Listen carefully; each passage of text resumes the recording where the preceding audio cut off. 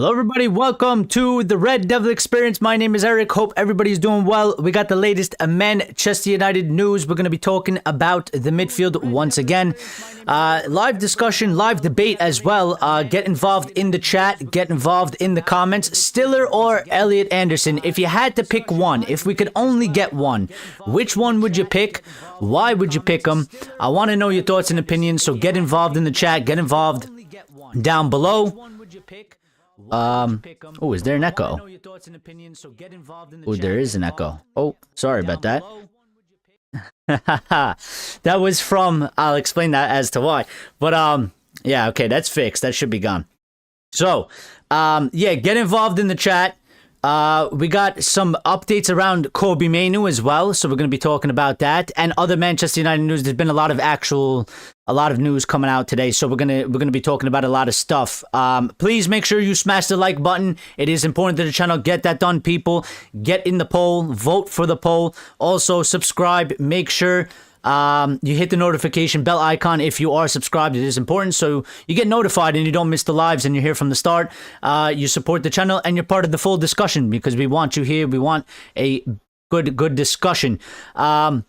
But we got some news earlier in the day, a few hours ago, coming from Ben Jacobs. Once again, he's been sort of leading the transfer updates on Manchester United, and it starts off and it kicks off with this. There are quite complicated and variable provisions under certain circumstances with Elliot Anderson's contract that allows for a move in the summer, cheaper than £120 million reported number. You know, the number keeps moving. The other day it was 100 million, now it's 120 million. Ben Jacobs goes on to say a January move isn't really being considered by the player's side. I talked about this yesterday. You know, we did talk about this yesterday. We did talk about how the fact that, like, you know, it seems very unlikely that Manchester United are going to be able to actually get their top targets, which would be, you know, Elliot Anderson, Carlos Baleba, even probably Angelo Stiller, in the January transfer window. January is going to be very, very tough, but regardless and nonetheless, there is always some type of business that we can do because other teams do business. And, you know, whether it's one signing, a loan and a signing of maybe in some sort of area for, like, you know, a smaller fee, and not let's not blow the transfer budget for the summer, but there's got to be some type of move that Manchester United can make in January. You know, I won't accept that we make absolutely zero moves while all the other teams, and we know all the other teams that we are in competition with this season, and we are actually thereabout. So, you know, Chelsea, Arsenal, Liverpool, you know, all these teams are going to make moves. All these teams are going to sign at the minimum probably one player. So we should be able to do the same in some regard. Whether it's Conor Gallagher loan, you know, we got to be doing something. So the update that goes into Elliot Anderson pushes forward in that Ben Jacobs says, I think his price will be above £50 million, but nowhere near the £100 million under certain circumstances, but it's variable. So he goes on to say, so if Forest goes down, there's provisions to get him a whole lot cheaper. If Forest qualify for European football, then it's more difficult. And if United qualify for the Champions League, then it's a little bit easier. And I think he makes good points here, you know, that also kind of go hand in hand with the fact that, you know, there is a World Cup. He is playing tonight for England. I'm sure many people are watching the England match. We'll keep you up to date with the score as we're live. But yes, you know, there's the whole England thing. We talked about it yesterday. We talked about it last night about how, you know, he is Forest's main player. He has apparently been told that, you know, as long as he continues to play the way he's playing and the amount of minutes that he's playing for at Nottingham Forest, he will 100% be in the, you know, England squad for the World Cup. You know, if I'm trying to look at it from his perspective, why would you sort of take the gamble or the risk to switch teams in the middle of the season when pretty much your playing time is guaranteed? You play well. And he's in the England squad right now, so clearly he's doing good enough. He's in a good enough spot.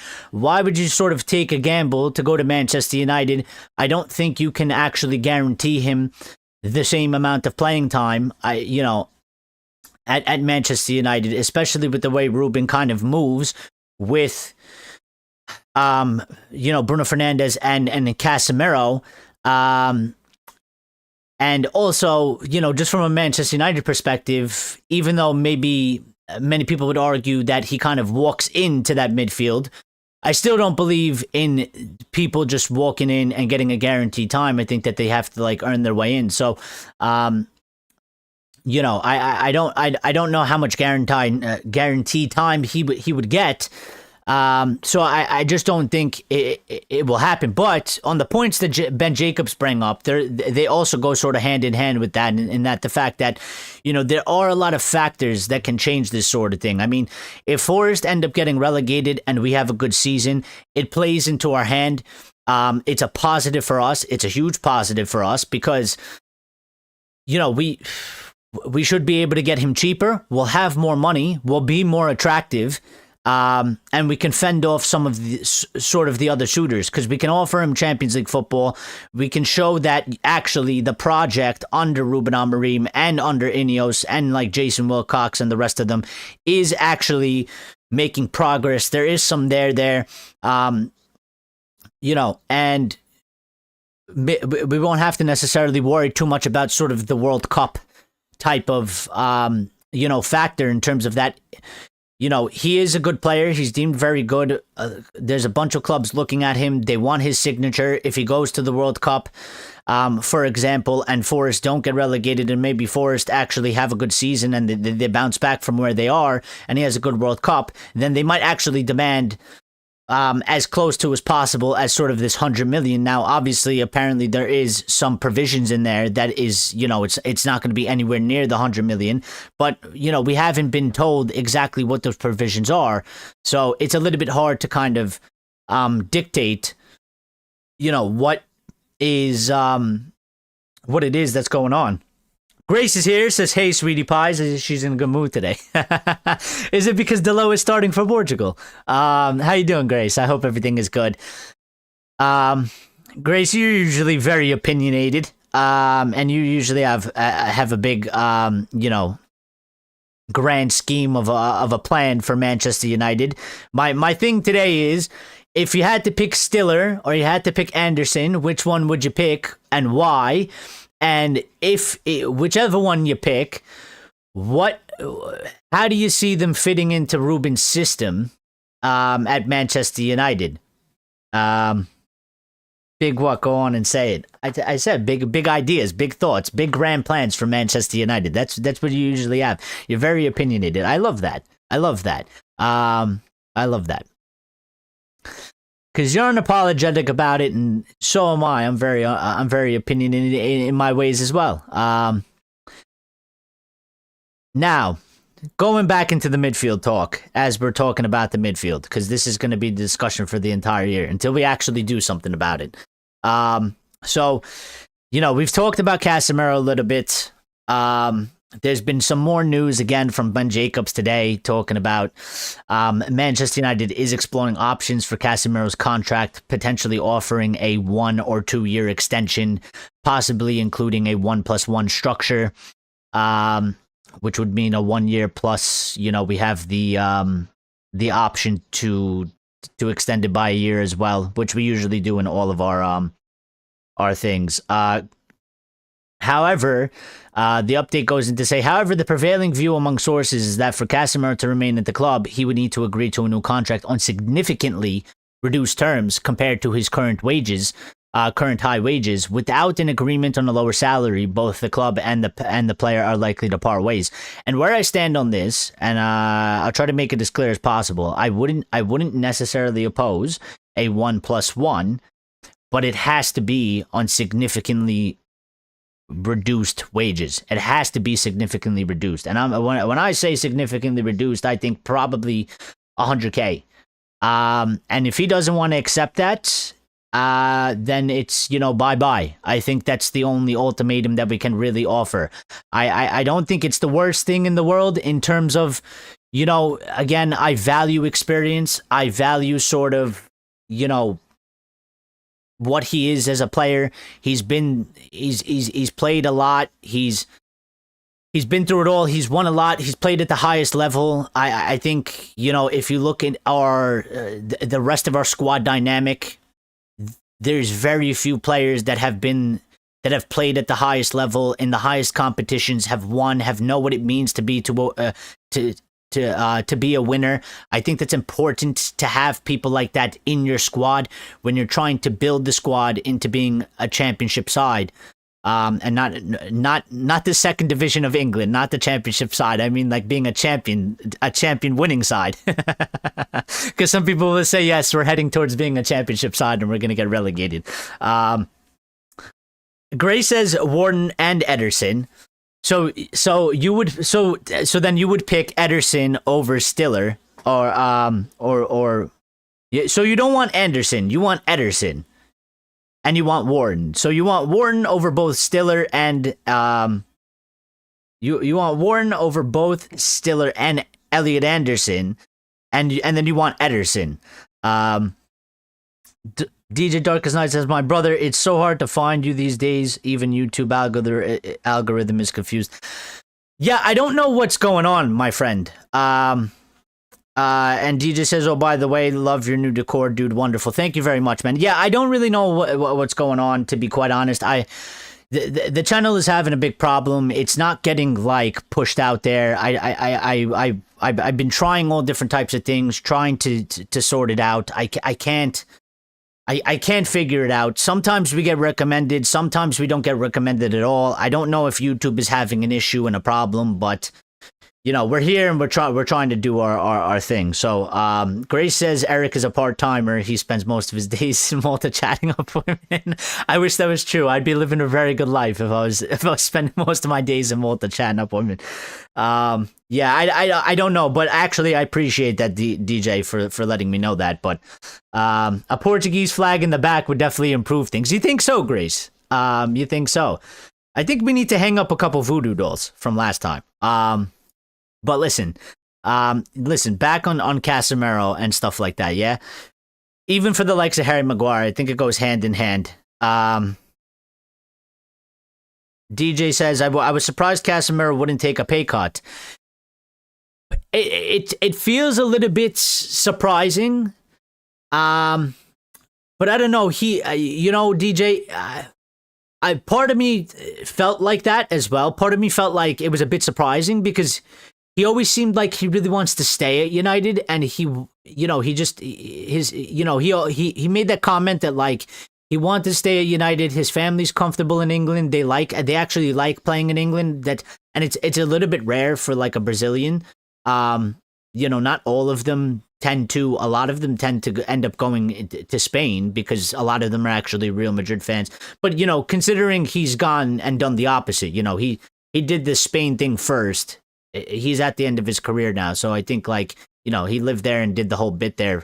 But yeah, part of me is a little bit surprised, but then I don't know, he's always seemed very reluctant to sort of, I think part of the reason why he's always been reluctant to leave is because he knows he's not going to get 350,000 or even 200 and whatever he's on right now, 225,000K. Nobody's going to give him that money. So while I think he does like England and he likes playing at Manchester United, I think he's kind of looking at it and he's like, well, I have bet the both worlds. I don't need to leave. If I do leave, I'm probably not going to get this wage. And I'm also not going to be able to really play in the Premier League. I don't think really any other team, because of the wage he would want and probably his age, I don't think he would be able to come to terms with an agreement with the club. Now, I'm sure a team in the Premier League, if he would agree to the wages, he could probably get on a team because, maybe like a Fulham or something would probably take him. I mean, they got João Paulinho over there. I think a team in the Premier League would take him. But I don't think they would be able to come to an agreement because I think Cass is still looking for a good amount of money and he rates himself quite highly. So I'm a bit surprised, but not that surprised. And where I stand on this is I think we need to put our foot down at the end of the day. I still like him as a player, and I think he could play a good pivotal role as a squad player. You know what I mean? Like, especially for next season, especially if we're back in Europe, especially if we're going to be playing like about 3 matches a week. I think, we could definitely have like a good role as a squad player. It has to be on the correct wages. Also, I don't think that Casemiro staying means that we won't even go, some people might be like, oh, well, that means that we're not going to get, two midfielders, or, the youth are going to have less chances, or what does that do to Kobbie Mainoo? Because it's a short-term thing. It's a 1 year, potentially with a plus 1 year. You don't even have to activate the plus 1 year if you don't have to. So it could just be a 1 season thing. And I don't mind it because the way I look at it is he can help us, he can help us grow. He could help us in part of this sort of rebuild, sort of this, transition that we're going through right now. So,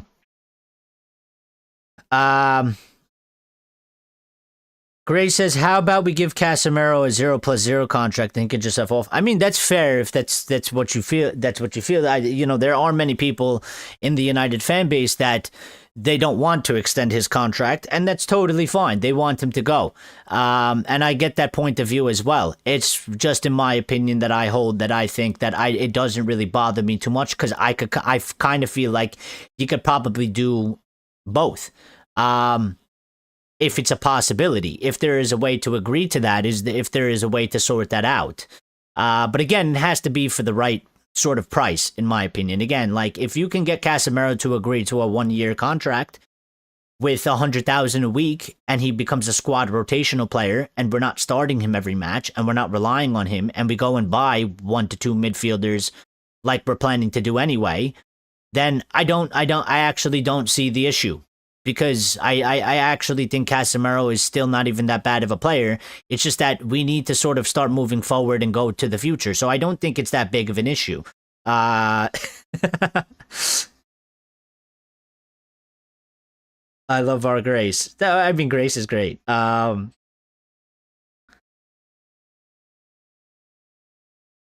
Grace. I didn't say our Grace. Gray says the worst thing to happen would to keep Maguire and Casemiro, keep Bruno and sell Ugarte. Wait. The worst thing to happen would be to keep Maguire and Casemiro. Keep Bruno and sell Ugarte and Bruno. You confused me, Grace. I mean Mainoo. Keep Mainoo and sell Ugarte and Bruno. Yeah, I mean, listen, we need to keep Mainoo. There's been an update about Kobbie Mainoo, so I mean, I don't think we need to worry about Kobbie Mainoo going. Again, I think fans are a bit scared. And I'm going to be 100 and totally honest.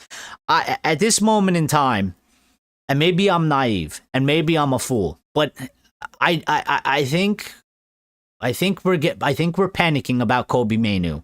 I truly believe the club are not looking.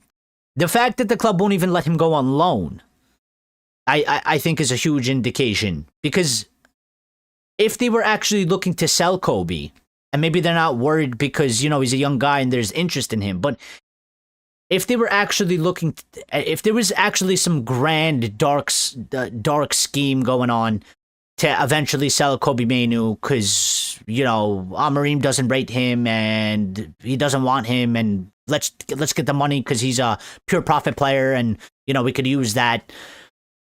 I think they would actually be pushing to loan him because he's not playing.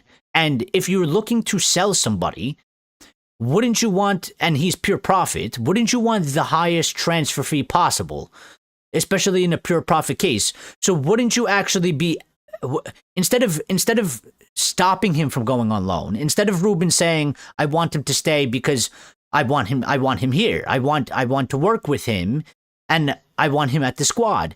wouldn't you be looking to loan him out, let him play games, let him go to the World Cup, let him be part of the England squad, let him play good, let his transfer value raise as high as possible, and then sell him? So I truly don't believe that United are interested in selling Kobe. I don't believe that Rúben Amorim is interested in selling Kobe.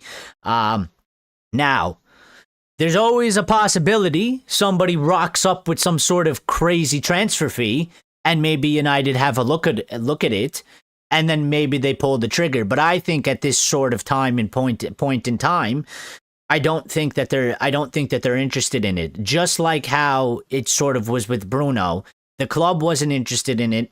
Rúben Amorim wasn't really interested in it. And there was an offer there, and there was a little bit of a think about it, but ultimately it didn't materialize to anything because United didn't push him out the door, and Rúben didn't push him out the door, not even for 100 million. And I kind of feel like the same for Kobe. I mean, again, if what Jason Wilcox and what everybody is working at the club, the project that they were working on, it doesn't make sense to sell Kobe. It just doesn't. Not at his age, not with the raw talent that he has, not with the potential. It just doesn't make sense. You know, to me, he's almost like a Lenny Yoro. Like, he is a young guy that we would be looking to get in. There's many clubs interested in him. And if he wasn't at a club and he was at a club that like Lenny Yoro came from, and he was like Spanish or French or German or something, I think we would probably be looking to buy him. So, you know, I don't really think that's a thing. So keep Maguire, Bruno, and Casemiro, sell Ugarte and Mainoo. Why would you do that?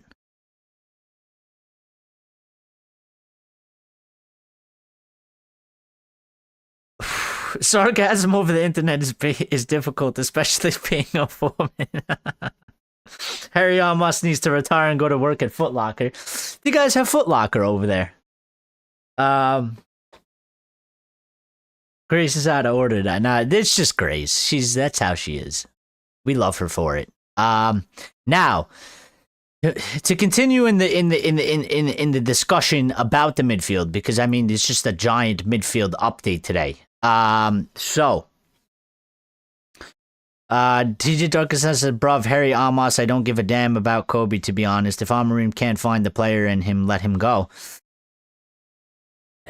Nah, I mean, listen, I think there's a player in there, and I think Rúben knows that, and I think he's working with him. I do. And I think I think it's far too early to say, you know, Rúben can't find a player in him. I think there's already pretty much a decently good player there. I think he needs to grow a little bit, and he needs to improve some aspects of his game, so he can do what that job calls for in the midfield. But he's a young guy, and I don't think Rúben necessarily gives up on young guys, as long as they have the right attitude. Like, people look at the Garnacho thing, and I think they're like, well, he sold him, and he kind of gave up on him. But again, I think people overlook the fact that Rúben highly rates attitude and work rate, and sort of like mentality. And when you're out of line, in terms of if you think you are the shit and you're not willing to work hard, and you are, you know, sort of acting the way Garnacho acted, like a little brat in those terms. You know, Kobe doesn't act like that. We've never gotten really a story about that. I don't think that there's any indication about that. I think we would be put on to that. He doesn't do social media things like Garnacho was doing. So as far as I know, as far as I can see as a fan from the outside, there's no indication that Kobe is in that sort of mentality in camp. And I know Rúben will work with youngsters, but he does take the long road with youngsters. He is not one, he is very patient with them, and he will take the long road with it, just like he takes the long road with everything else. I mean, he's taken the long road with his system and his formation and his idea. He doesn't do sort of short fixes. He doesn't do sort of short-term answers. A lot of the things he does is for the future. A lot of the things he does is long-term planning and long-term ideas. So I do believe that he does like, sees something in Kobe and he works with him. I don't think he's given up on him. So Eric is slow today. The worst thing that could happen, is please spell it out for me, Chris, because you totally confused the shit out of me. The worst thing that could happen, is keep Casemiro, Maguire, and Bruno and sell Ugarte and Mainoo. Okay, yes, I agree. I agree, but I don't think that is probably the worst case scenario. I don't think that's going to happen. I don't think that's going to happen, Grace. I don't. I don't think that's going to happen. We've gotten updates about Ugarte as well, that are sort of playing into, what we're saying, that that's not going to happen. And that's probably, worst case scenario. Now, I would err a little bit on the on the side of caution a little bit, just because Rúben has been one and United has been one since Rúben has come in, that I would call a little bit sneaky, and at the same time a little bit ruthless, because we have seen examples of how Rúben does come out publicly. He does publicly, he doesn't feed into the media. He does publicly sort of back the players, even if you think he doesn't necessarily like them. We've seen him do this with a few players before. And then when the time comes and it presents itself and there's an option of okay, things are moving and things are going to happen, he just tosses them out. We kind of seen that with to be fair, that was with Rasmus. How many times did he come out publicly, back Rasmus? He never threw Rasmus under the bus publicly. He never said he didn't like Rasmus. He never said that Rasmus is a bad player. He never said that he's looking to sell Rasmus.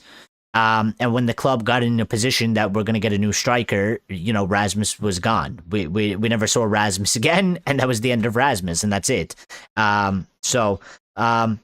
And Grace has subscribed and become a member, and welcome to the RDE VIP section. Thank you, Grace. I appreciate that very much. You didn't have to do that, but I appreciate that very much. DJ says, I disagree, bro. Let him go and move on. Bro's lost the plot with Mainoo. What do you mean, man? Listen, can you, DJ, can you just can you give me a little bit more detail? Can you give me a little bit more of an explanation so that I can understand a little bit more of your side? In what terms? He's a young guy. I don't believe in giving up on such young guys. I don't think it's the end of the world, and I don't think he's a bad player. So I don't really see a big issue with him. I think the issue that we find ourselves in is that he really wants to just play for the World Cup. But if we're going to be fair, should many fans want to sign Elliot Anderson? Should we not sign Elliot Anderson then, because he doesn't want to come to us in January, because if he stays in Nottingham Forest, it's his best option to get into the England squad? I don't know. I'm just asking questions. What has Mainoo done that the Becks and Keane and the Beckham, the list is endless? Mainoo will never be a Man U player. I don't know about that. What has he done? Nothing. Well, to be fair, the season he broke out and the season after that, he was one of our best players. He scored some important goals in some big games, and we relied on him heavily at about 18 years of age. And that season specifically that he came out, him and Garnacho were two of our biggest and best players. Now, that doesn't equate to what you're saying in terms of the Beckhams and, the Keanes and the legends.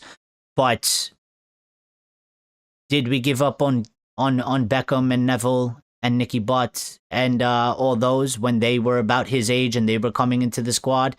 Did we throw them away? They didn't start every match. They weren't ready-made superstars. They were in and out of the team. They had good and bad performances. I think this is just a growing pain right now, and I think it's part of the situation of the club. And I think Manchester United, when you have a prospect of that talent and that quality, why would you throw him away right now? I don't think it's come to the time where you say and you write him off. I think he has the potential to become a very, very, very excellent midfielder. Right now, the situation is a little bit different for him, and he's struggling to get game time. But that doesn't mean that he can't come good. He's a young guy. He has a full career ahead of him. So flog him and get rid of it and move on. I don't understand what is the hate about him though. Like, what has he done that you? Why do you dislike him so much? I don't really understand. I don't really get it. I mean, there's about like, I would get rid of Casemiro before him. I'd get rid of Bruno before him. I'd pretty much get rid of that whole midfield before him. To be honest, I would. Bruv, I'm sick to death of it's Mainoo or Baleba. Move on. But, I mean, but this is the discussions, man. I mean, it's not gonna go anywhere. We're gonna be talking about this until it sorts itself out. And again, I personally don't think Kobbie Mainoo's going anywhere. And we're gonna, this is what the fan base is talking about. This is what, is being in the news. I mean, I have an update on Baleba right in front of me as well. So, I'm not going to move on. This is the whole transfer update. Here we go. I'm going to move on to Baleba. Manchester United have strategically positioned themselves as the preferred destination for Carlos Baleba and hold a significant advantage because the midfielder is keen on the move. Baleba is in a similar mindset to players like Cunha and Mbeumo, having his heart set on the move to Old Trafford, rather than insisting on immediate Champions League football like Liam Delap, for example. United's not concerned about Baleba's current dip in form compared to last season. That's coming from Ben Jacobs again as well. And another midfield update that we got is from Ben Jacobs again as well, is Manchester United interested in João Gomez, who is the Brazilian centre mid number 6 at Wolves. He goes on to say, who could become available in the market if Wolves are relegated from the Premier League, which they look like they're going to be relegated. He says there is a chance that interested clubs might attempt to sign him in the January transfer window if Wolves' relegation is still likely, as that money could be very useful to the club. Wolves had previously valued the Brazilian midfielder at a figure in excess of £60 million, similar to the transfer fee received for Matheus Cunha. Mainoo will bring my channel down, bro. In what way? I don't know what you're on about.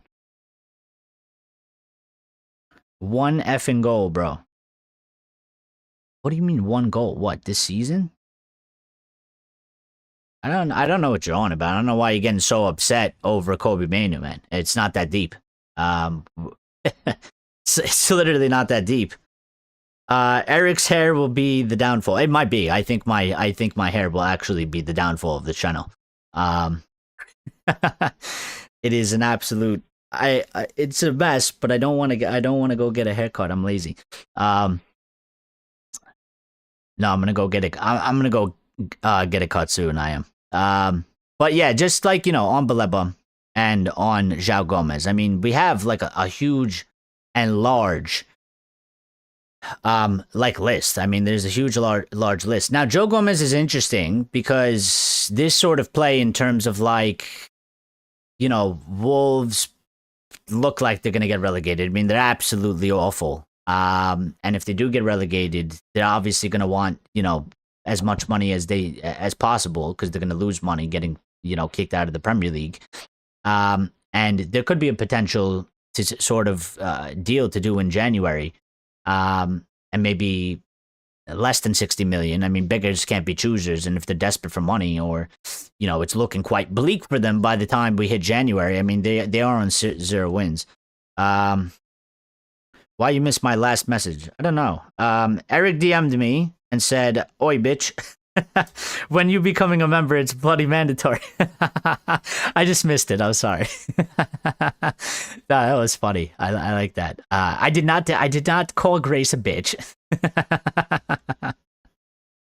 I did not call Grace a bitch. But yeah, I mean, listen, on João Gomez, I don't know. It's interesting. He's one that maybe we could be looking to do in January. Again, just because we can't get, Elliot Anderson in, or we can't do Baleba, or we can't do possibly Stiller, I would say as well. Again, there's Conor Gallagher potentially. There's João Gomez potentially. And these might not be necessarily what the fans want. We won't be able to do Wharton either in January. And those are sort of like the top four, or even Grace's, Anderson, Ederson. I keep mixing those guys up, man. Ederson, and maybe Ederson, maybe you could do to January, but I haven't seen any updates on Ederson. So I don't know if he's like even part of the discussion, really. But yeah, I mean, João Gomez could be a possibility for January. And then maybe Conor Gallagher, and those are two targets right there. And we might have to make a move on one of them. But listen, I trust Jason Wilcox, and I trust Vavell, and the rest of the team that are working on the transfers. I trust them by now. I think what I've seen from them since they've come in, the first window that they ever did, in terms of like the summer window, it was a bit messy. They didn't have too much time to plan. A lot of people just got into their positions. I still think they did decently well in terms of, if you look at the profile of player they got in, like Delit and Mazawari, and the others. I think they did pretty good. And then with this summer transfer window, I think they did good as well. Like the signings of Cunha and Mbeumo were excellent, and I think they were right on the mark in terms of just not only ability, but the attitude, the mentality. Sesko, I think, we need more patience on him, but I think there's the potential, there. Like I can see what they were going for, and I see why they went for him. I think we probably need to take a little bit more time with that one. Again, I still hold sort of the Sir Alex value of that. These foreign players that come from different leagues, I give them a year, sort of. I give them a season, a full season, sort of like a little bit of a grace period. By the second season, and when you go into the second season, you need to step it up. You need to, show improvement. You need to show that, you're growing. It calls for grounds to be a lot more critical on them, a lot more harder on them, put a little bit more pressure on them, 100%. Edison, bloody hell. Yeah, I'm sorry. They're too close. It's just an E and an A difference, Would you sell Mazawari this summer, 2 years left? It's a good question. I think it depends. I think it depends how the rest of the season goes for him, Grace. I actually like Mazawari very much, but there's sort of a little minor problem that bothers me with him, is that he seems to have sort of fitness issues. You know what I mean? Which is a bit unfortunate, because I think if he didn't have these sort of fitness issues, and he was fit a lot, or fit all the time, and he could play consecutive games, and he could give us 90 minutes all the time, I think he, you look at what he did for us last season, he was excellent. He was like a bargain. He was a steal. He was one of the signings of the season.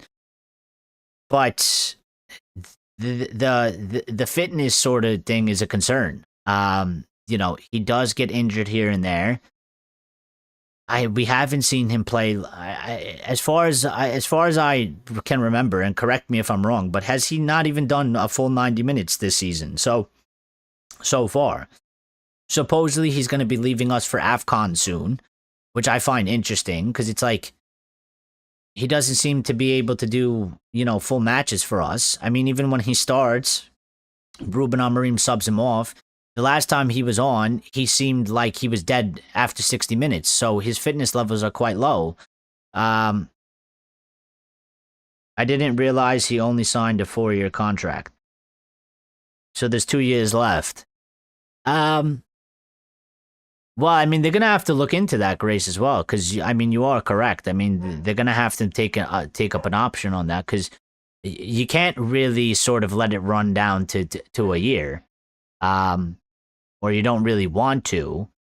And you know, I don't know. The wingbacks is an interesting sort of discussion there because, I mean, Grace, don't get mad at me, but what I'm saying is there's many people that would say get rid of Delo and sell Delo. Well, I don't think that's going to happen because I think the club actually liked Delo, and I think Rúben likes Delo. And I don't think he's going anywhere. I think they value Delo. And I think there's actually many United fans that would say get Delo out over Mazuari. But yeah, it's sort of interesting. I mean, I don't know what they're gonna do about that. They're gonna have to do something. They can't let it run down to a year. I mean, technically they kind of can, and then maybe do something about it. But would you want to sort of risk that? Because if you can't come to sort of an agreement with him, then you're not going to get a lot of money back from it. If you are going to sell him, obviously our goal is to try and get as much money, you know, and we would like to maybe make a profit on Mazuari. I mean, we signed him for quite cheap, and I still think he's a good player. Sell Delo, he deserves better. But there are a couple like other updates. You know, Ben Jacobs saying that Manchester United will remain cautious and opportunistic for the January transfer window, only spending if a suitable player becomes available at the right price. The club is wary of making panic buys or short-term fixes that could be regretted come the summer. Therefore, feel it might be better to be patient and get higher, more feasible targets that wouldn't be available mid-season. Now, I sort of agree with the club on this stance, but at the same time, I would push back to the club on this stance a little bit because, again, I get their point of view. I actually agree with it. I don't think we should necessarily be making short-term, targets that might not necessarily work out. We clearly have our top target list, and I think in the top target list, at the minimum, one of them is definitely coming to us. And the second one, I think, is definitely achievable. So I wouldn't want to necessarily, and it's what we've done in the past, where we identify the targets and we say, okay, Elliot Anderson, Baleba, Wharton, and Stiller are the top 4 profiles and players. They can all fit the system and Manchester United absolutely excellently. You know, maybe you rank them from 1 to 4, whatever, but the top 4, they're all maybe kind of close to each other. They're all about maybe kind of close on the same sort of level in terms of fit, age, price, and et cetera, et cetera. And then you go and say, well, but shit, you know, we want to do a deal in January. We want to bring somebody in the midfield. We can't get any of them. So let's just go and sign, you know, some guy that maybe is not really on their level in terms of the profile so that we get somebody in.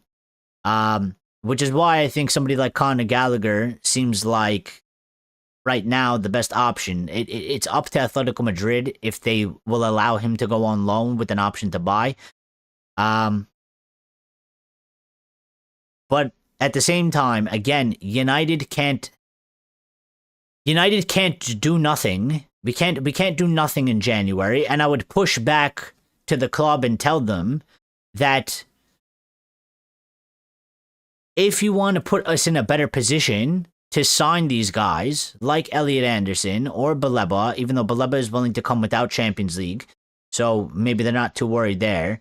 But these other guys, then maybe they'll be a bit enticed. I mean, I want us to be in the strongest possible situation going into the next summer window and next season, and we have to be in Europe. And to be in Europe, I think a lot of us, or most of us, would basically make the argument that, like, we need a reinforcement in the midfield in January. So somehow, some way, you're going to have to do something. Gray says, so do you think Bruno will stay? I think there's a big potential that Bruno stays. I think so. Now, unless Bruno Fernandes ultimately decides he wants to leave, then I think that will change things. But I still kind of hold the opinion, the way it feels to me, Grace, and the way it seems, is that clearly Rúben still highly rates Bruno. I don't think that's going to change. He did make an interesting comment sort of before the Tottenham Hotspur match, the last match we played before the match, where he said in sort of a way that, Bruno will sort of have to, I kind of I gotta get it into Bruno's head that next season that he may very well become part of the rotation, which is him saying that, like, he might not necessarily start and play every match, or if he does start every match, he might be getting substituted a lot more. Because I think when Rúben's making that comment, I think he's trying to say, like, he's envisioning that we're going to have a good season, we're going to finish in a European place, we're going to have more matches, and we're going to need a bigger squad, and we're also going to bring reinforcements into the midfield. So from right now, I don't think Bruno's necessarily going anywhere, because I don't think the club I still don't think the club actually want to sell him. I don't think they're interested in it. I don't think Rúben's interested in it. And from what I can tell, I don't think Bruno is interested in leaving. I think the only way that sort of changes is if Bruno Fernandes actually decides that he wants to go and informs Rúben that he wants to go and informs Manchester United that he wants to go. That's how I feel about it right now. I mean, I think we got to wait and see till we get to that point. I think maybe it'll be a little bit more clear. I'm sure it's going to be a talking point. I'm sure it's going to be a point of discussion, and there's going to be all types of rumors, because it's easy to get clicks out of that and attention. But Grace says, so if we keep Bruno and Cas, but we will spend 100 million on 2 mids, it don't make sense. Well, you are a bit right in that sort of determination, but we did also make sort of the same argument in terms of the 10. Did it necessarily make sense to keep or to buy 2 10s and then keep the players that we did, and be in the situation that we're in now? Because we made like a grand argument about it that, like, why did we sign 2 10s when we had the amount of players that we had? And then we also needed a central midfielder, which clearly, obviously, we ran out of money for because we spent a bunch of money on the attack, and then we bought a goalkeeper. So I get that. I don't know exactly. Maybe they just do something similar like they did for the midfield, for the attack, for the 10s. Like, I get what you mean, because it'll still be, if Cas stays, and you keep Bruno, and Mainoo is here, and Ugarte stays, that's 4, and then you buy 2 new guys, that's 6. Realistically, 6 is too many. So, I think, in my opinion, 6 is too many. So what do you end up doing with that? I mean, that's for them to really ultimately navigate and decide. Grace has sent a Red Devils Experience gift membership, and Lawrence Burry has received the Grace. Thank you very much. You don't have to do these things. I greatly appreciate it, Grace. Thank you very much. Shout out to Grace. She's the best. She also says, by the way, that if Hemland didn't have a Arsenal tattoo, I would want him. Does he have an Arsenal tattoo? He's a destroyer / deep lying midfielder rolled into one. I agree. I like him very much, and he is like a destroyer, deep lying midfielder rolled into one. I'm a bit surprised. I'm a bit surprised because I think many of us, Grace, feel like that he would be a good addition to Manchester United, and like he would fit he would obviously fit Rúben's system, but the squad, and I think many of us feel like he would be able to play in the Premier League. I'm a bit surprised that we're not actually looking at him. And that sort of leads me to believe, I don't know if Ineos and AMORIM are a bit like worried about sort of that sort of dynamic because of what happened with Ten Hag and like going for all these players that Ten Hag knew or was comfortable with or had some sort of past experience with. So maybe they don't want to go down that path. I think that would be a bit silly if like Himland, actually fits the profile. Or maybe we're wrong. And maybe he doesn't actually fit the profile because I'm sure like Rúben has had discussions with them, like Vivel and like, Wilcox, and probably asked him, what do you think about Himland? And it just doesn't seem like they've come to a consensus on that because he's not being linked with us, and we have like a full midfield list, and he's like not even talked about at all. So I find it a bit interesting. We should decide, not Bruno. I mean, I agree with that, Grace, but what I'm saying is like, I think for the chance for Bruno to go, it's not, the way I'm saying it is they have made their decision in that they decide not to sell him. You know what I mean? And if you want Bruno to go, or you would like Bruno sold, for anybody out there that wants that to happen, the way I view it and feel about it personally right now is that I don't think that stance has changed from the football club. I think the decision that they have made is that they want him to stay. They want him to be part of this project. And I think the only way that he actually ends up going is if Bruno tells the club he wants to leave. Because then if a player, again, I don't think we're in the business of actually keeping a player that doesn't want to be here. Just like we're not in the business of bringing in players that don't want to necessarily come to Manchester United and are kind of like, I'll go to any club that offers me sort of the best project. And, we haven't really been doing that. I mean, they've made it clear we want players that put Manchester United first over even UCL. It's why we went for Mbeumo. It's why we went for Acuna. It's why we got in Sesko as well. All these players were excited by Manchester United. They didn't really care about if United is in the Champions League or not. They were willing to come to United because it's United and they want to help us get back there. So, Grace says, Himland is the perfect age and has leadership qualities.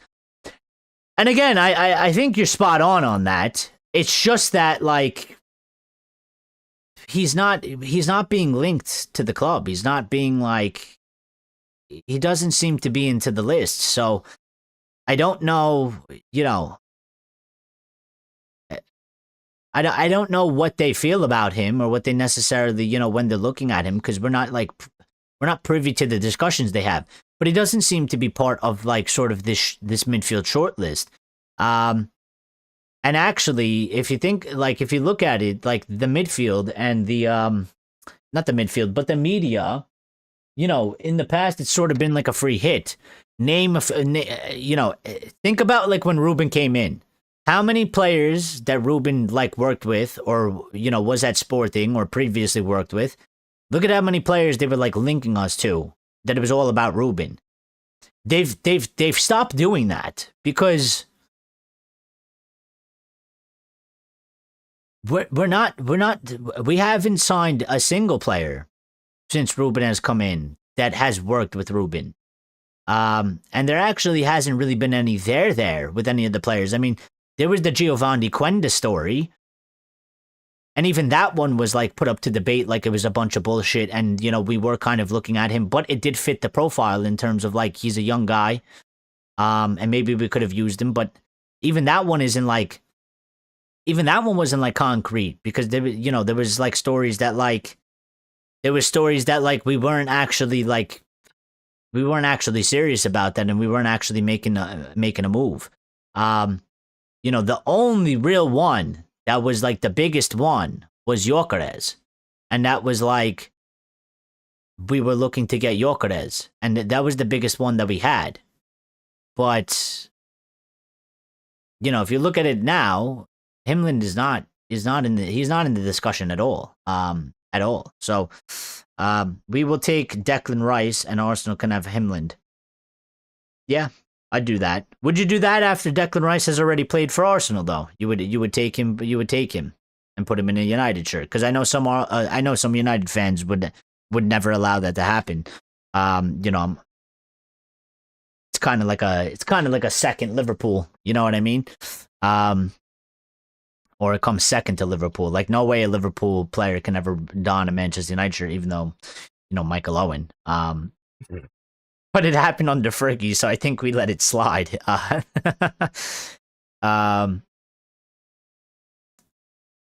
But yeah. By the way, how is the scores looking for the international? So England is up 1-0 versus Serbia at halftime.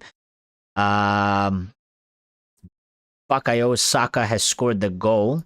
The lineups is Pickford, Reece James, Konza Stones, Nico O'Reilly, Elliot Anderson in the midfield next to Declan Rice, Saka, Morgan Rogers, Marcus Rashford, and Harry Kane.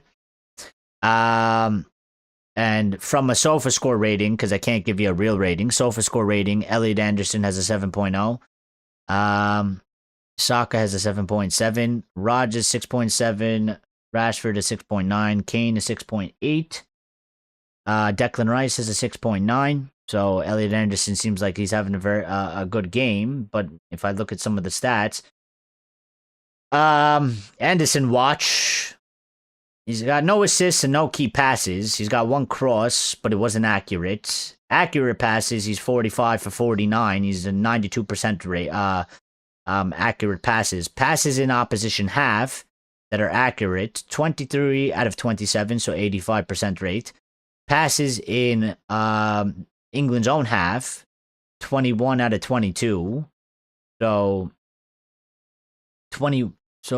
21 out of the 45 accurate passes, so a little bit under half, has been in England's own half. 3 out of 4 long balls, 75% accuracy on that. Dribbling wise, he's got 55 touches.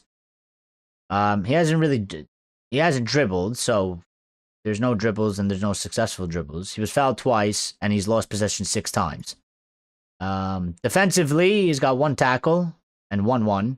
He's got no interceptions, no clearances, 0 blocked shots, 3 recoveries. He's had 6 ground duels. He's won 3. He's had 4 aerial duels. He's won 2. And he's got 2 fouls. And he has 1 shot, and it was blocked. So, decently good performance from the guy. In the other international games, Andorra, Albania 0-0 at halftime. Italy versus Moldova 0-0 at halftime, or 0-0. Norway and Estonia was played earlier. Norway won 4-1. I think Haaland scored like a goal or 2. Well, this is interesting right here. Ireland versus Portugal. And Ireland are winning 2-0 at halftime. Ireland at home. Troy Parrott has both goals.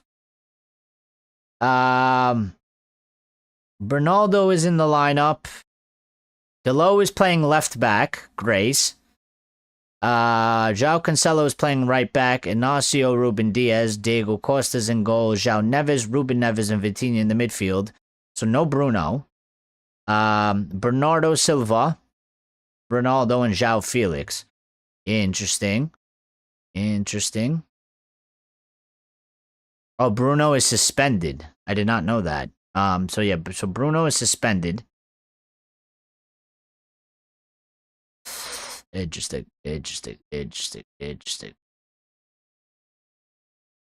7.0, nah, stay at Forest. They will fail to win the league. He will then join us, and we will win the league next season. Van Persie 2.0. You read as soon as I was reading that, I already knew where you were going with that. I hold that over my Arsenal friends all the time, yeah? I'm telling you, because right now we're not in a good spot, yeah? If you have any people that you know that are Arsenal fans, even if they're not your friends or whatever, if you want to get the Arsenal fans to shut up and they're talking bad about United, literally just say, just randomly, yeah? Just like, not even necessarily directly to them. Just be like, you know what though? I do sort of miss those old days. and then just start saying like, Van Persie was a GOAT, man. Like, what a legend for our club. He was a fantastic striker. And just watch how quickly they close their mouth. They have nothing to say. They're still very butthurt about Robin van Persie. So if you need something to hold over the Arsenal fans nowadays, because they like to talk a lot of crap about us and how bad we are, just bring up Robin van Persie and watch how mute they go. They are still very butthurt about it. It is the greatest thing ever. It is one of the best things ever to ever happen. So name one player from Arsenal, Chelsea, Liverpool, and City you would take and put into our first team. Do I have to do it from each team? I will do so. I will do so. Give me a chance. Well, I'm going to be quite honest. From Liverpool, I wouldn't take anybody because they're all Liverpool players, and I wouldn't want to see them at Manchester United. And I'm just going to hold my ground on that. Arsenal, I think I agree with you, Grace, on this, and I would go for Declan Rice. I wish we signed him. We missed out on that, and he's just amazing. He's just an amazing player. So I would probably go for Declan Rice there. Chelsea, I don't really know if I want a Chelsea player. Maybe one of the younger ones that they gotten in.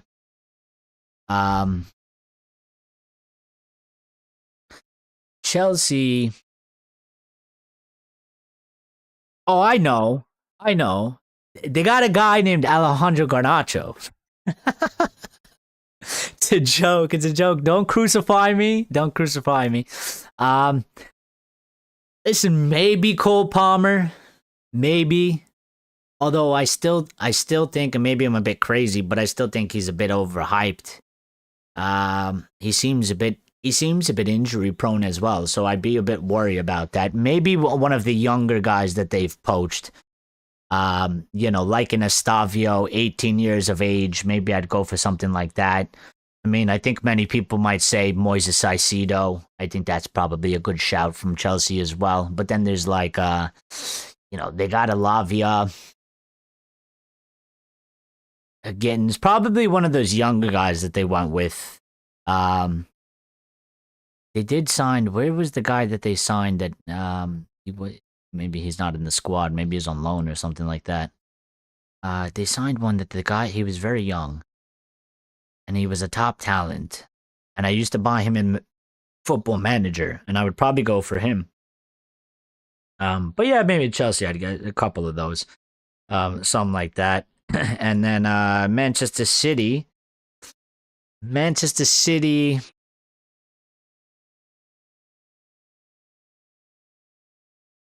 I wouldn't really want. I mean, Haaland is a goal scoring machine, and I think you could easily say Haaland, but I feel like that's too easy to go with. I think that's like too easy to go with. I hate Phil Foden. I wouldn't want to see him at United. I don't like his attitude. I think he's a dickhead. I think he's an arrogant dickhead. I don't think he would embody the spirit of a Manchester United player. You know what? I did like Marmoush before he went there, and I would have liked, if United signed him Marmoush. I like that guy.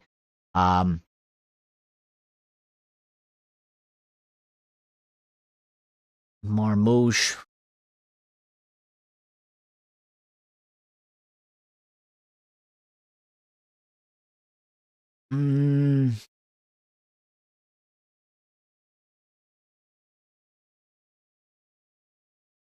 Marmoush. Reindeers. But they're new signings, really. I would not take Jeremy Doku. I have a nickname for Jeremy Doku, although I think he is probably doing better this season. But I have a nickname for him, and his name is No End Product, because Jeremy Doku, Jeremy Doku, sorry. Jeremy Doku, is the guy where he is so hyped up because he's really good at dribbling and he's quick and fast and he looks very dangerous.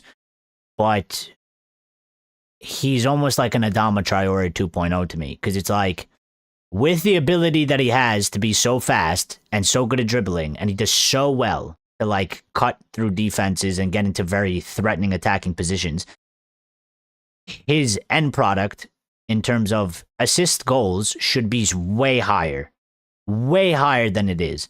And I think he's so overhyped. Like, he's so overhyped.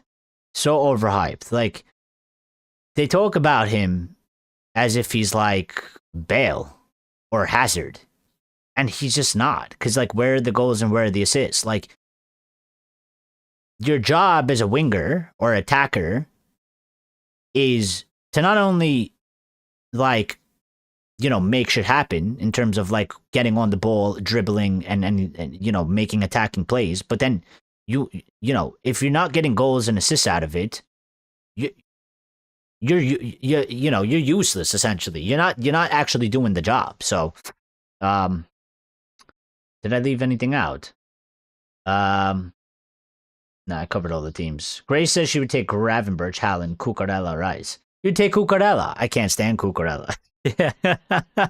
I hate. I mean, it's not as like a player. I just hate Cucurella, man. I find him so annoying, especially that whole cucarea, drinking estrella, eating paella bullshit. I can't stand him, man. I can't stand him. You know, when we played Chelsea last time, and we whoever it was that tackled the shit out of him, you should have seen me because I was out of my chair going crazy, and I was like, "Let's go, fucking take him out, take him out." Yeah, guy, Gravenberch is a good player. He's the best left back in the league. You think so? You think so? I mean, listen, he's definitely had a resurgence, and I mean, I know the Chelsea fans say that. I know the Chelsea fans state that he's the best left back in the league, but I've seen many people, fans of other teams, they don't rate him. I don't really know. I mean, listen, I know he puts in very good performances, yeah. So I don't completely. I'm not gonna say he's shit. I don't know who the best left back in the league.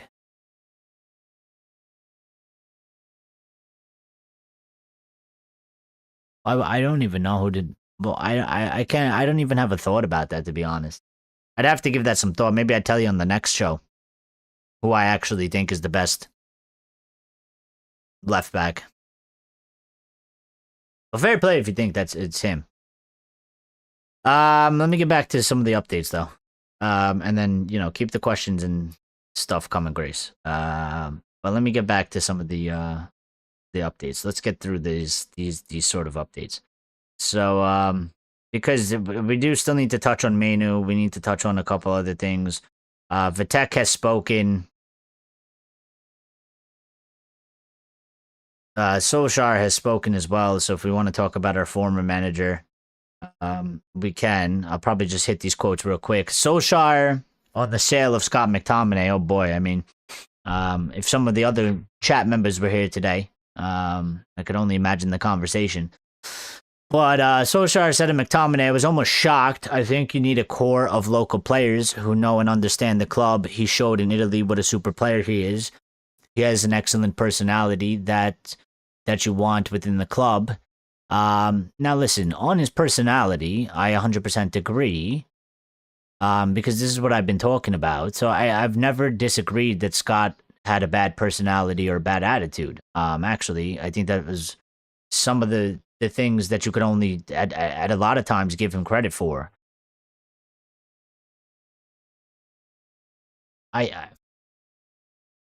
I think it probably came down to a couple things. He was one of the only players that we could actually get money for.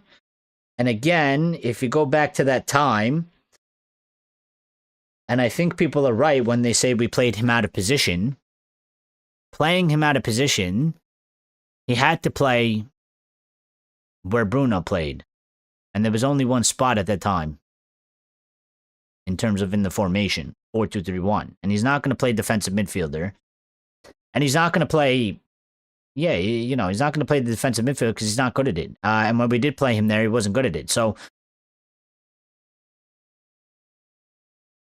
when it happened, I wasn't shocked. Like Solskjaer says he was shocked. I wasn't shocked. And then I would also make the argument to Solskjaer again. He showed in Italy what a super player he is. He absolutely did. But I would point out, Italy is not the Premier League. The Bundesliga is not the Premier League. La Liga is not the Premier League. And I still hold the argument. If Scott McTominay left us and went to Fulham or went to Villa or went to some other team and did what he did in Italy, in England, I'd hold my hands up a little more and say, well, I think we got it wrong and look how good he is. And clearly, obviously, we just totally used him in the wrong position.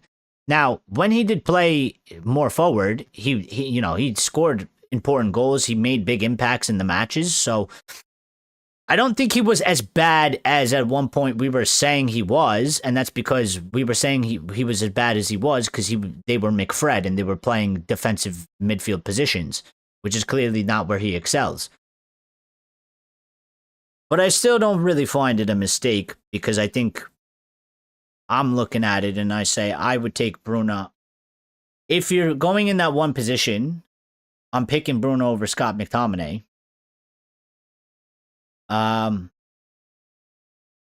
So yeah, I mean, and Solskjaer also spoke on the current system. He said, it's horrible to face when it's well executed. United seems to win more matches when they have less than 50% possession. I don't really know what he means by that, but Solskjaer, when he said Martial, he was asked about Martial. He said very talented, unplayable on his good days. And Roy Keane's reaction was him going like this, looking at the sky in disbelief that those words just came out of Ole Gunnar Solskjaer's mouth. So he was on the overlap. I'm sure it's a good watch. I'm going to go watch it later, actually. I didn't have time to watch it. Vitek has spoken and said some things, which is going to be interesting because lots of people rate him highly and have been begging. McTominay hasn't played 6 or 8 even for Napoli. He plays 10 and even sometimes left wing. He could come back and be the 5th choice number 10. And the revisionism is crazy. It is crazy, Grace. It is. The revisionism. It's you know what it is also, Grace, though? People just want it so desperately be right, and they don't want the club to look bad, and they don't want the club to be wrong, and they don't want to be wrong, and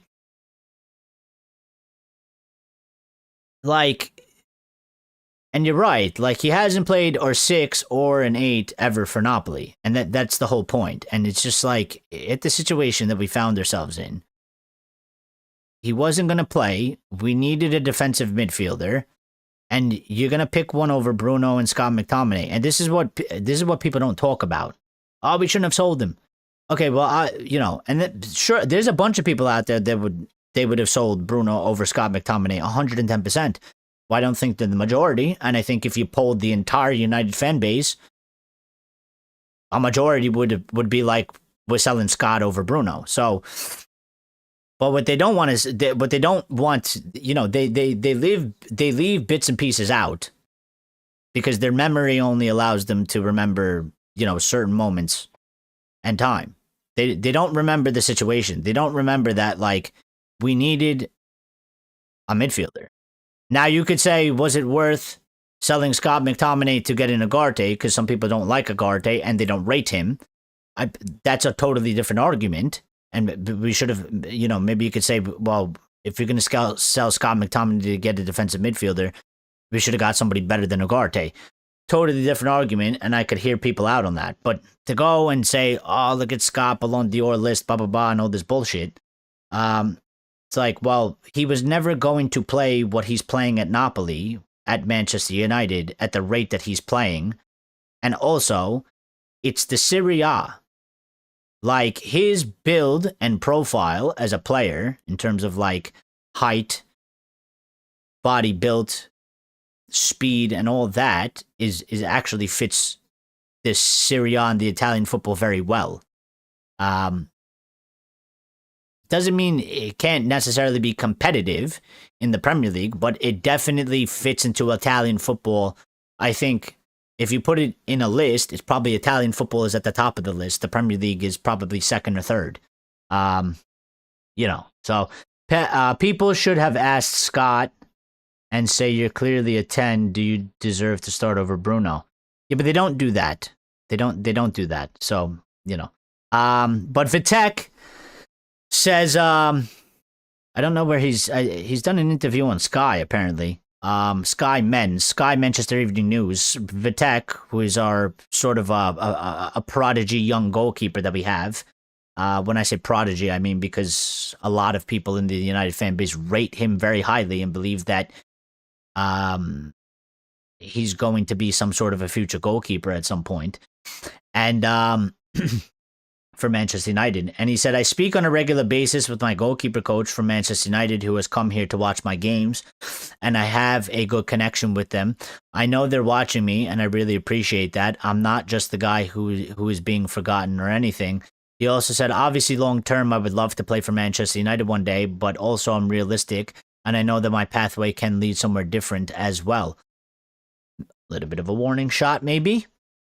Little bit of a warning shot, or maybe he's just being honest and truthful, and maybe I mean, it depends how he's said that in the context, but which I don't think he's. I give him the benefit of the doubt. I don't think he's being cynical about that and trying to say, well, if you don't give me an opportunity, I will leave. I think he's just being real. I'm just saying that there's always a possibility that maybe I end up at some other club. But he would, making it clear, obviously he would love, his goal would be to one day be and play for Manchester United. I hope he gets the opportunity because I would like to see what he's all about. Considering I don't watch the youth. An update that we got from Simon Stone was that Michael Sansoni, who arrived from Mercedes F1 team as a director of data, has completely revamped United's data capabilities, which are now being used extensively across performance recruitment and training. Precise details of the work Sansoni has implemented are a closely guarded secret, but one source said the work of United's data and analytics team has accelerated to such a degree it is now among the top 4 teams. Well, I hope that's not just PR, and I hope that is true. And I, you know what? We needed that desperately. So I hope that is actually true. And you know what? If it is true, and I'll give them the benefit of the doubt of it, because that's the kind of person I am. We should not hear the extent of details of that. They should never come out, because we don't want the other rival teams to steal it. And, if we find out a way, it says that we're among the top 4 teams. If we find out a way to be the number 1 team in all of the Premier League, or maybe across Europe, and end up leading all clubs in areas such as data and analytics, and performance recruiting and training, we want to hold that secret to ourselves. We don't want the likes of Liverpool or Manchester City or Arsenal or any other club out there to we don't want to help them out. So I had a little bit of reservations about that because he's clearly not a football guy. I mean, he's coming from Mercedes F1. Now, maybe it's not necessarily a problem because, data, performance, maybe the way you handle it, the way you analyze it, maybe it's just sort of like a maths thing. It's sort of just like a system thing. It doesn't really matter if you're doing it for F1 or you're doing it for football or you're doing it for like basketball or, any other sport. Maybe it doesn't actually necessarily matter. Maybe you don't need to have extensive sort of football knowledge. to set the system in the correct way and, you know, make the blueprint. And then the guys that obviously work under you, who are like performance analysts, data analysts, and those are their jobs and they are the experts, they then can go and do the football side of it, and have the knowledge to do it. And this guy can clearly just be like sort of the expert that sets up the whole system and the way that, you know, things should work. So again, you know, listen, for all the things that like we could criticize about Sir Jim Ratcliffe and Ineos and stuff like that and the new hierarchy, we've never had this sort of thing at Manchester United, probably, you know, especially in the modern day, because I think we had these things under Sir Alex, but not to the extent of what modern football has become. And we became very outdated after Sir Alex retired, and we fell quite behind.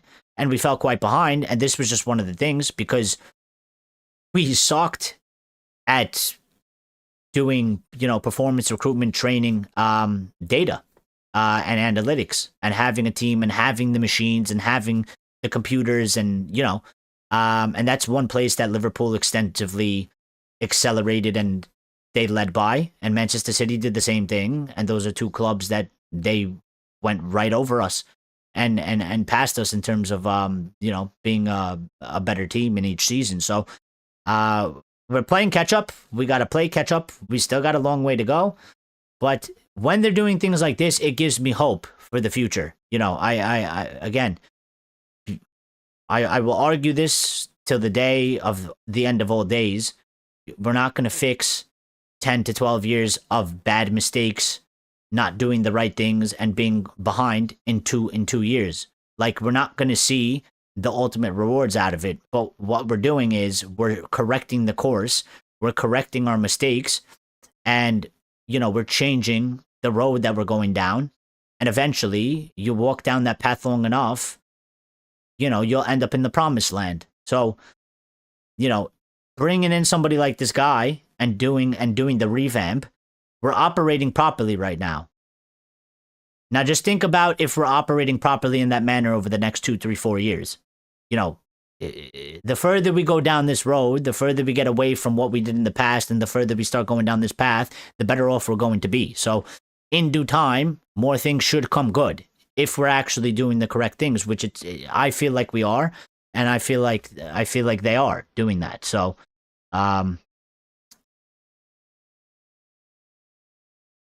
Yazid Z says, takeover talks from UAE dead. Well, I mean, I will talk about that. I did see the update about that. I don't know if they're necessarily dead. I did talk about this, Yazid, or Yazid Z. I did talk about this, you know, when they came out first.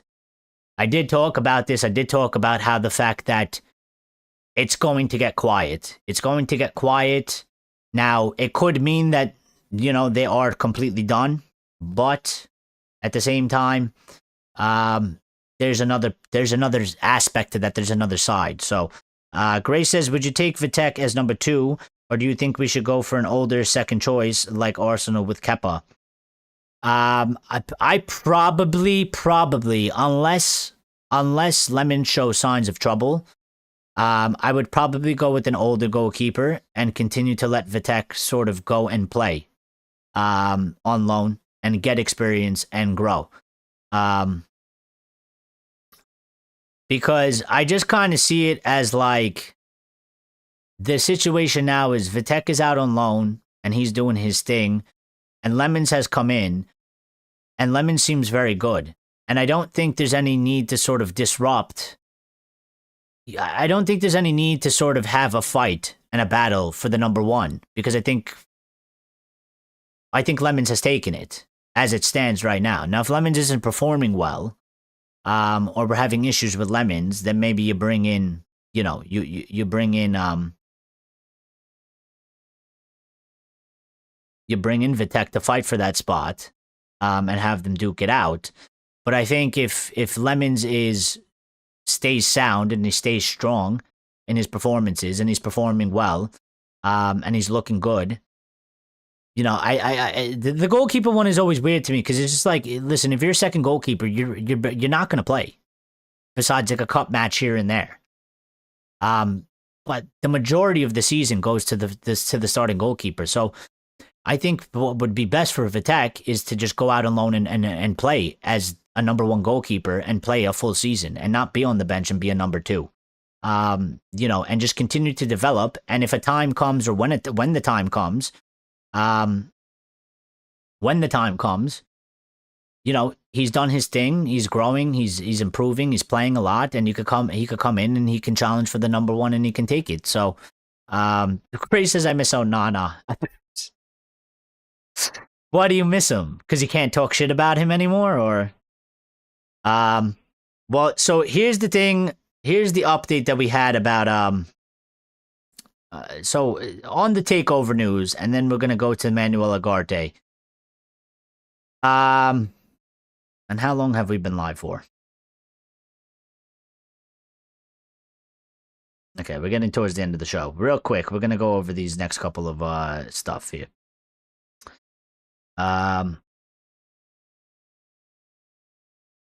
Bring me back to my things because I lost it. So Manuel Ugarte, the Manuel Ugarte situation is currently calm, with Rúben Amorim still seeing him as a good fit for his system.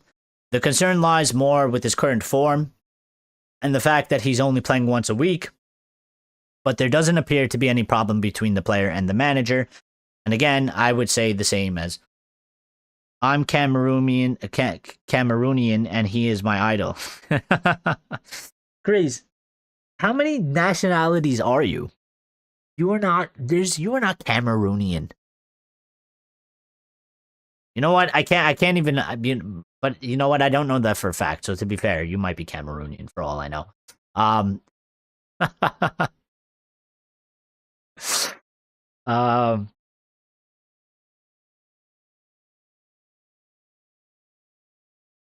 Wait a minute. Isn't Mbeumo Cameroonian as well? So can't you just be proud about Mbeumo? But anyway, hold on. Let me talk about Ugarte real quick. So the Ugarte thing, again, I think it's a little bit like Mainoo. I think it's, to me, the situation with Ugarte seems a bit weird. Yeah, like part of me feels like I could see how people think the same about Kobe, but I just think because Kobe is a younger guy, I don't think it's the same narrative. But sometimes I feel like Rúben doesn't really favor Ugarte, but I will give him the benefit of the doubt that I do think that Rúben does pick who he honestly believes is performing the best, and that includes everything. That includes training throughout all the training sessions, who he thinks is best for the specific match that we're playing and how it fits into the system, and what they do with the minutes on the pitch. I think he takes all of that into account. Now, again, just as like a slight little glimpse, if you look at it, you know, in the Spurs match, when Casemiro came off and Ugarte came in, and I don't hate Ugarte, and I've backed Ugarte, and I've tried to like protect Ugarte, you know, when people say that he's the worst midfielder ever and they want him kicked out of the football club. But when he came on in the Spurs match, I can see why Casemiro is starting over him. And I can see why Ugarte is not starting matches. Because he just didn't have the same level of impact. And I do kind of think that there is a truth to this in terms of that.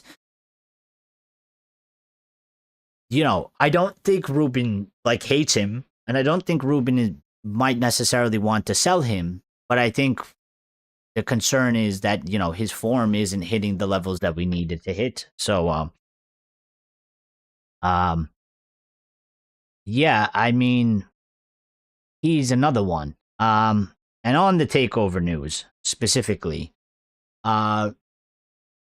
Ben Jacobs said takeovers take time, and until someone engages with the Glazers, it's obviously going to go silent, which is the whole point that I made when it happened. It went to say, with my experience in the Middle East, is both of these categories happen regularly, or it's a PR stunt. One, it's a PR stunt, and then they say who they are, or two, you put out there without stock market manipulation that you may be formulating a consortium out of the UAE because you're looking for investors. Ben Jacobs goes on to say, at this stage, we're talking about radio silence with the Glazers, and nobody has come forward to United, which is why they were surprised by a tweet of Turkey. It feels to me that this consortium is still building, and maybe nothing happens. Maybe they disappear, or maybe they are just taking their time to put everything together, and also timing is crucial. It's a very complicated story. That's where I hold my opinion. I totally agree with Ben Jacobs. I said it in the shows when we talked about it, when that news broke. It's gone silent. We don't, it could be dead. It could have been bullshit, or it could still be alive. We have no way to actually know. I sort of lean into the camp of that. I don't think the consortium was ready to actually make a bid. I think Turkey probably, for whatever reason, maybe it's a translation into English. Maybe it's not his first language. And it translates differently. I think he jumped the gun a little bit when he kind of said, like, there's a new sort of owner coming in. Or maybe he just put it out very early because the person he knows would like to gauge, the opinions of fans out there and what people think, and if there would be a backing, if there was some sort of a consortium from the UAE. I mean, they might have just done that to test the waters of the people, because if the fans are opposed to Middle East or UAE ownership, they're either going to need to find a way to flip that narrative and get people on their side, because you don't want to take over the club and have the majority of the club hate you in terms of the fans. So it could have been a ploy for that. So, and also these things, we're talking about billions. Here we're talking about billions, and it's a long process. This isn't something that's going to happen overnight. So to put this whole thing together, to actually make it a thing, and then also probably there's a different time periods that you might be willing to actually go in and put the bid. I mean, if United are doing better, maybe you do it then, maybe you don't do it then, maybe you wait for United to not do good, and maybe, this project with Ineos falls apart, and maybe you go in then. So we can't say for sure it's dead. We can't say for sure it's alive. I think we just need to wait, and if it comes back up, it comes back up. I feel like there's a 50-50 chance that it's still alive, and I think there's a 50-50 chance that, it's there wasn't really any ever there in it, and we'll never hear anything really come from it. So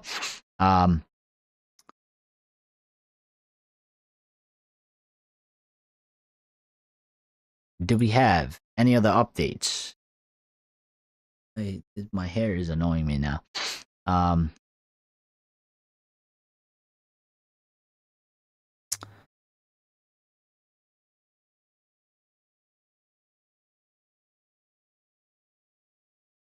France has scored in Ukraine. Mbappe has scored a goal there.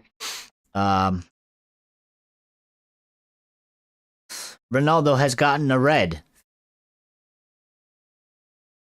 Well, it's going all downhill for Portugal there, yeah? France is beating Ukraine 1-0. Mbappe has scored. Ireland are still beating Portugal 2-0. Ronaldo has gotten a red card. They're down to 10 men. Italy and Moldova are still 0-0. England is still 1-0, 76 minutes in. So, yeah, that's quite crazy. It's quite crazy. Can I see the table for these? How do I see that? Standings. England, yeah, so England, obviously we've qualified. Italy is in second with this, so they're gonna qualify. Portugal is in first. Hungary is right behind them, though. This isn't a good result for them. I don't know how many matches are left. is there one more match, they could potentially. Well, they have a high goal difference. If Ireland, I don't know if Ireland, does Ireland have to play Hungary? Ireland does have to play Hungary, so Portugal is safe in that stance. And France has scored a second goal now. So, all right. Yep, I think we're gonna end it here because we're an hour and a half in, and we don't want to do the shows any longer than they need to be. So, we'll be back live again tomorrow. We have 2 more lives Friday. Tomorrow's show Friday, and we have Saturday as well. So we'll be doing those 2 lives. Schedule is up in the community post, although schedule's up in the community post, and it's in the Discord as well. They'll be around there. If they're not at the exact times, it's either 15 to 20 minutes later. So, you know, it says we've gotten 2 new members. Oh yeah, that was by Grace. Thank you, Grace, again. I don't know if she's still here, but thank you, Grace, for that. Greatly appreciate you being a member. Thank you for gifting a membership as well. Shout out to everybody that got, you know, involved in the chat. Grace held it down today. You know, she was the whole chat pretty much. DJ was with us, but he left because he got angry at me. But nothing you could do about that. And there was some silent viewers here, so thank you for your support. Even though if you didn't get involved in the chat, thank you for listening, and thank you for being here. The poll. Oh yeah, the poll was just it was a nothing poll.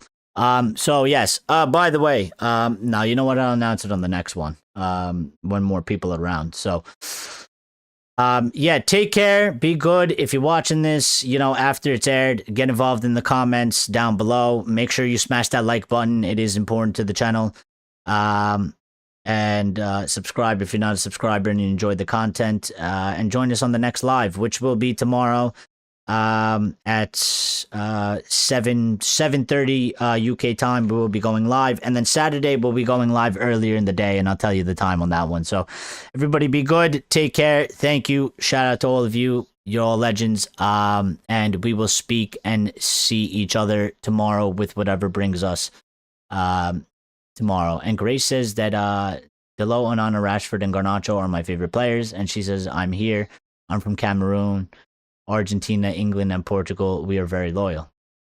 That's a crazy mixture. That's a crazy mixture. But I like it. All right, thank you. I appreciate it. Take care. Listen, we'll talk tomorrow. We'll have another show tomorrow, and we got another one coming up on Saturday, and we'll talk a little bit in the Discord as well. Yeah, we'll see each other soon, okay? Take care. We'll see what happens at the end of this England game. Hopefully they win the match. They're up 1-0. But take care. We'll see each other tomorrow.